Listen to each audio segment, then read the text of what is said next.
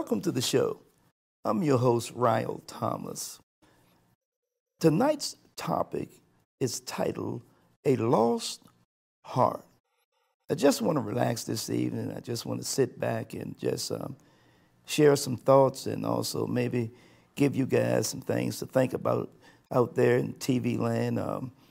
It's been on my mind. It's been on my heart. It's been in my sight, just seeing the things that are going on in the world and just feeling some of the anxiety that's happening here. And I just want to talk about, a lost heart. Because I think we all have been in a position or been in a frame of mind, where as we get older, we start to think, why did I do that back then? Or why did I say that to that person? Or why did I act in such a way? And I think as we all get older, we start to realize that some of the things that we were involved in and some of the things that we talked about maybe didn't man up to anything. But then again, maybe it did. Maybe we are where we are today mentally and physically because of the experiences that we've gone through, at an early age. But some things we can look at and we can think to ourselves, wow, man, what was I thinking about?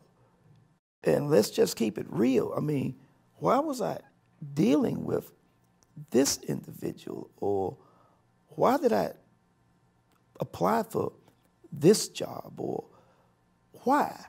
And you start to think, about your feelings and about your heart, about what was on my heart then, because in the beginning, when we are born, our heart, it's so pure.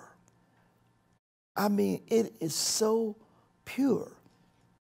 We are a child. We are a baby. We are a newborn. We are just developing. So what turns us into some of the individuals or some of the people that we turn into? What brings about, or maybe I should stop and say, what contributes to some of the anger, to some of the hate that we feel for one another? And I'm not going to say that we don't gain love for one another, because we do in a lot of cases. But this evening, I'm trying to find the lost heart. I want us to take a look at what has contributed to this. Was it our upbringing? Was it things that we've been exposed to? Was it the way some people have addressed us or treated us? Or was it through elementary school and high school? And if so, how did we continue to hold on to so much anger and bitterness towards one another? We are doing things that can confine us for the rest of our life. You can build up such confusion in your mind that you really don't know where to go, what to do. That heart that you used to have that was so full of happiness, so full of joy, so full of fun, where did it go? So we need to try to understand that that heart is still there. That feeling of joy, that feeling of love has been covered up, by a lot of things. And we cannot sit here and try to dissect it to the point where we can pinpoint things, because it may be a combination of a lot of things. But just realizing that the true heart that you have is covered up, somewhat it makes you understand and makes you realize that you need to uncover it. You need to uncover some of the substance that may be lying on the heart. You may not be able to feel that glow or see that glow, but just knowing that that heart, that glow still lies deep, that means that you can reach for it. You know, you have people, out there, digging wells and sometimes they get a little discouraged. They get a little discouraged about what's going on. They get a little discouraged about when am I going to get to the water. But when they see an indication of moisture, or when they see something that tells them that it's here, see, we need to see that moisture. We need to see that glow. We need to see that joy that lies within all of our hearts because it's there. We cannot continue to say or to believe that that heart that we were born with is covered up. How do you feel comfortable? How can you be comfortable knowing that you may be passing anger on to the next generation, to your kids, to your grandkids, because of some of the things that you may have been exposed to the point where you've lost that loving feeling.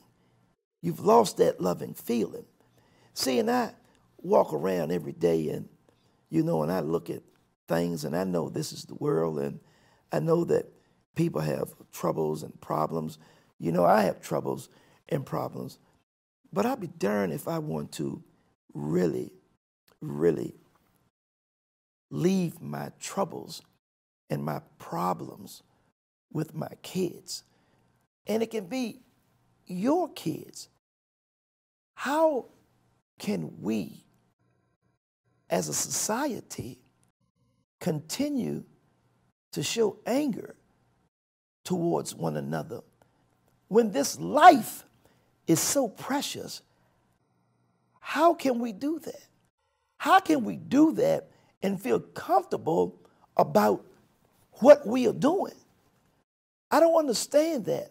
How can we look at situations and look at the world and look at the hate and the anger and the confusion and know that we are going to pass this on to the next generation?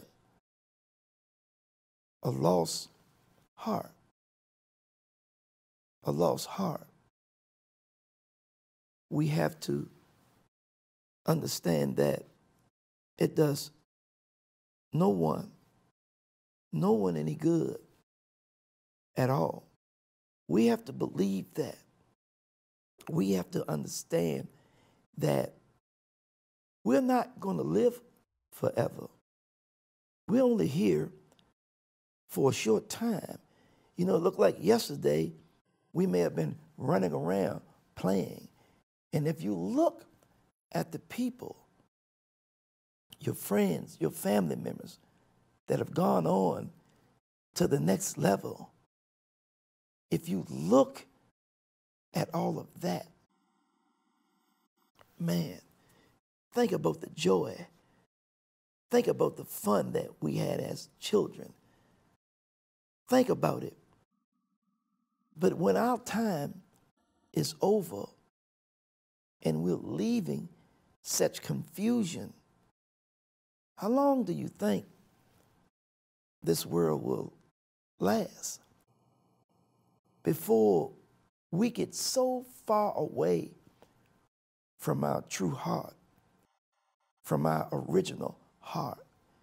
We get so far away from it that we stop caring about one another. Man, that's something that we should all realize, because when our life is over, do we want to leave our anger and our hate for our children? So when does the world start to advance? When does the world starts to pick itself up and realize that we're all here on earth trying to bring about a good life? You know, sometimes I question things that I see.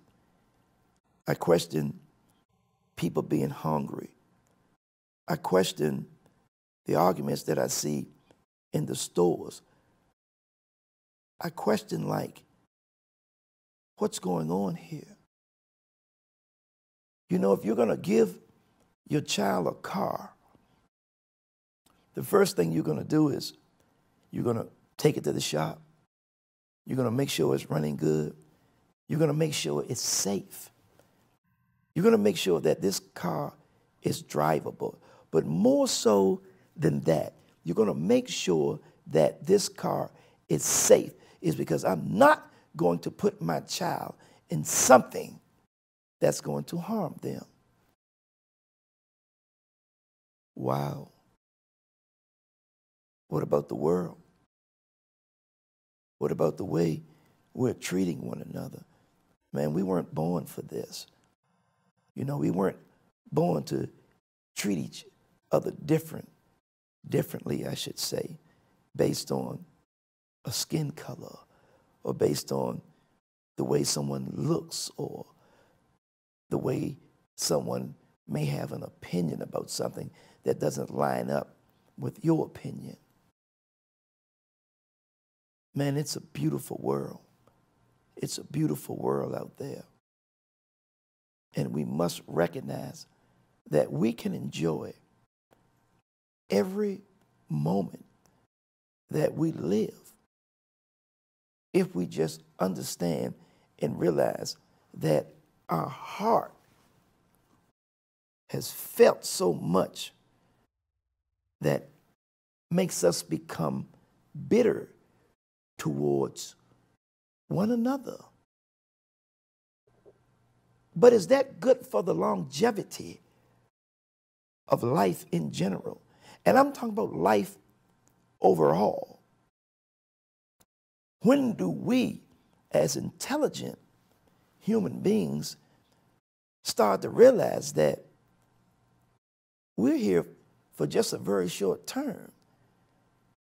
Don't you want your kids smiling in the beginning? Don't you want your kids to show love to one another? Don't you want that to happen? Don't you want that to happen? Don't you want them to experience true love, pure love? Well, it starts with us. It starts with us recognizing that we need to do something about our thoughts. We need to do something about what's going on with our heart. We're the adults. We know when things are right or wrong. And we can't always blame something on someone else when we need to clean our own self up based on the way that we're viewing things, based on the way that we're looking at things. Sometimes we just scream and holler so other people can just hear us. We're just making a lot of noise for nothing because we want to be recognized. And when I say we, I'm talking about we as all individuals, regardless of what color you happen to be. I'm talking about the human spirit, the human heart, the human soul. How can we sit up here and say we want to be treated a certain way when we're not even treating our fellow man the way that we want to be treated? We're finding more fault in our fellow man than we're even finding fault in ourselves. And the first fault that we see and find is in us. Clean us up. We need to clean ourselves up before we can sit there and point the finger at someone else, because 9 times out of 10, when you're pointing the finger at someone else, you've done it before. You've said things like that before. I think people are just jumping on board, just to jump on board, just to be heard, and not even looking at the love that lies deep in their heart for humanity. In some cases, we are acting like barbarians. We are acting like there's no technology. We're acting like animals towards one another. Here we are living in an age where technology is great. We're living in an age where everything is getting a handle on everything. Technology is moving so many things out there that I don't even know about. If you were to sit down and look at how far we have come as a human race. Now, there's been some things going on within the human race that wasn't right. But I'm talking about now. I'm talking about, where do we go from this point? And if we constantly forget about the beginning, the love that lies within our heart, man, that's a very sad future. That's a very sad future for you, for me, for the next generation. Man, they have to clean up so much mess that we have allowed to happen. We act like we're going to live forever, like this is our world all the time, that this is what it's going to be. This is not what it has to be. You know, love has a tendency to conquer everything. And I'm just asking you this evening, and I'm asking myself, you know, to really take a look at what we can do. What can we do to make ourselves better? What can we do? Because we have to start with us. You have to start with you. I have to start with me. And if we all start with ourselves, collectively, we will move in the right direction. Collectively. But until we start to realize that we have lost our pure heart, our true heart, and that we need to work on finding it, we will continue to set the human race back. I wonder if aliens would come out and just fall out the sky, and not saying they would do any harm or anything like that, but I wonder what we all pull together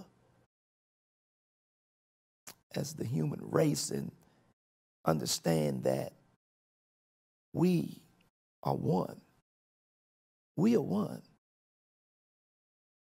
When I think about racism or discrimination and things of such, man, how do you think that we can continue to advance when we're looking over at our co-workers and despising them because of a different race they happen to be? Togetherness. We're stronger together. We're stronger together as one. As one, the human race, to constantly keep finding fault in one another because this person looks like that and that person looks like this. Where do you think we will be? We are slowing the advancement of life down by constantly judging one another based on their race or based on their position or based on where they live. You have to give your fellow man, and I say that universally, a chance. You have to give people a chance. Just because they do not line up with your values or your principles, maybe they come from a place where values and principles were not important. Maybe they come from that area. But you have to give people a chance to find their heart. And sometimes people need a little time to do so. People don't change overnight when they've been feeling something all their lifetime. But see, I heard today, an individual called me today and they said they were almost in tears because someone had walked up to them and said that we need to have a better relationship. And it happened to be two family members, you know, and one family member said to the other family member, we need to have a better relationship. And that individual called me and said that it actually brought tears. But see, sometimes the innocence of night, when you're lying back in your room or you're in the bed and the lights are off and your mind starts to wonder about what was said today or what was done today. Sometimes without these negative outside influences, you know, you can reach down, or listen to me now. Sometimes you can reach down and you can reach down mentally is what I'm talking about. You can reach down mentally and you can feel the pureness of your heart. You can feel it because there's no outside interruptions. There's no horns blowing. There's nobody telling you one thing over here. There's no one saying something over there. You're not looking over there. You're in the dark all alone. So you're dealing with you and your thoughts. And sometime only then you realize that I've made a mistake. And you don't feel better until you get up, make a phone call, or see that individual and apologize, because only then you realize, because you have found the pureness of your heart when there has been no outside interruptions. See, it's there. It's there. Pure heart, man, will make you walk through here smiling, make you walk through here just loving everything about life. I've gotten to the point now in my age, at my age, I should say, that I'm going to be free. I'm going to walk around and I'm going to say the things, or, you know, greet people if I see them, if I know them. I'm going to greet them. If someone smiles at me, I'm going to smile back. You know, I'm not going to walk around and pretend that I'm mad with the world. Man, do you understand that you're releasing certain type of chemicals in your body that shortens your life? Do you realize when you go against the nature of life, the nature of love, the nature of your beginning, when you go against that, do you understand that you are shortening your life?